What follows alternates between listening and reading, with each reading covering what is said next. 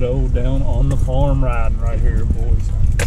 Alright boys, it's been a while, but the Sportsman finally rolling again at 100%. After our Hatfield McCoy trip, I had to replace bushings, ball joints, diff seals, tighten the steering stem, and upgrade the skid plates. The Outlander fared much better by only destroying the brakes at about 300 miles, and of course the Double X had to get a new motor. But we all still like the choices we made. We expect a certain amount of wrench time when you abuse the machines as much as we do, which is pretty much every ride. These are toys for us. We like to get all fours off the ground, hammer down a little bit. And when you do that, you kind of expect that things are going to break once in a while. I also need to mention that we are using the Insta 361X for absolutely every ride clip you're going to see in this video. The camera's been awesome so far, and we're going to go into a little bit of detail on the camera later on. So while the Sportsman was down, I did have some opportunity to get some seat time in on the Outlander, and it was definitely pretty impressive. Coming back to the Sportsman, I did make some adjustments on the shocks after riding the Outlander.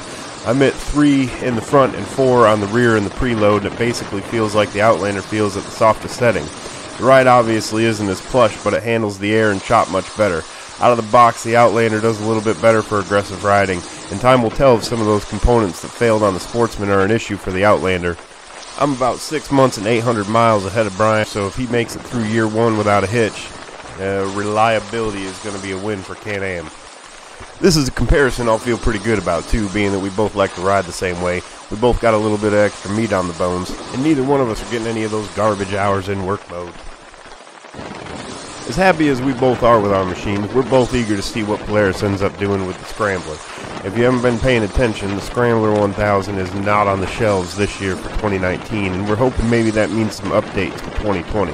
Now personally, my browser history shows an awful lot of time spent just gazing at that Renegade XXC.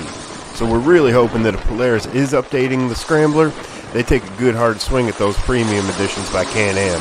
God knows we'd like to do a lot more comparisons with some slightly more aggressive machines.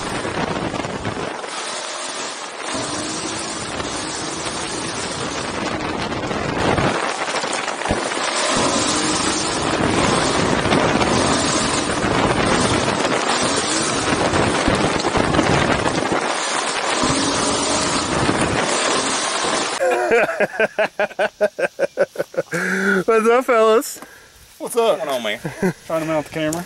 D.O. freaking Redwood original style out of $5 Holler today. Good old Velcro strap. We have got the Insta 361X, trying some mounting options with this thing. Too Fast Matt rigged it up to the back of Flying Brian's Outlander, and these are freaking killer shots. But this is what the rig looks like for the shots that you're about to see, and basically just secured by a frame mount, and then we secured it a little bit more, and it's going to get some killer point of view shots from the front of the Outlander.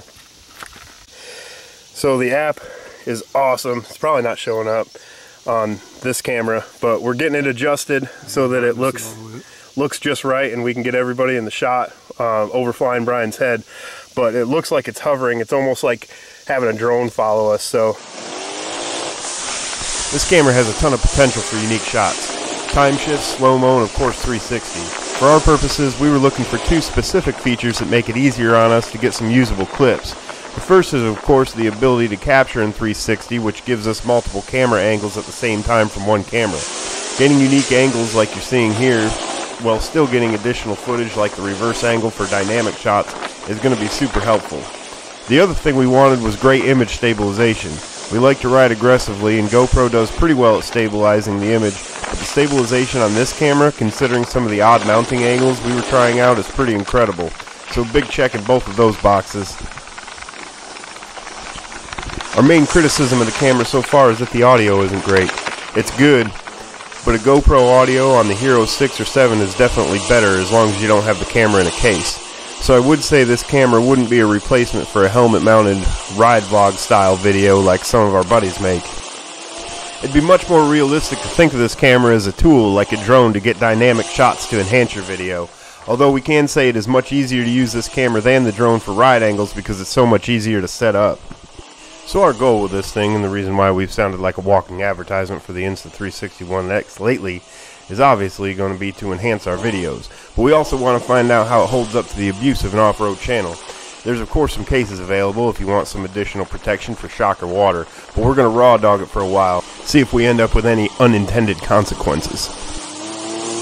If you're interested in checking out this camera, be sure to click on our affiliate link in the description. You get some great deals and some free gifts through that link.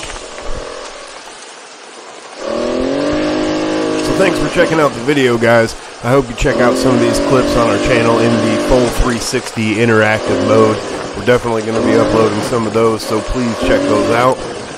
And be sure to let us know what you think about them.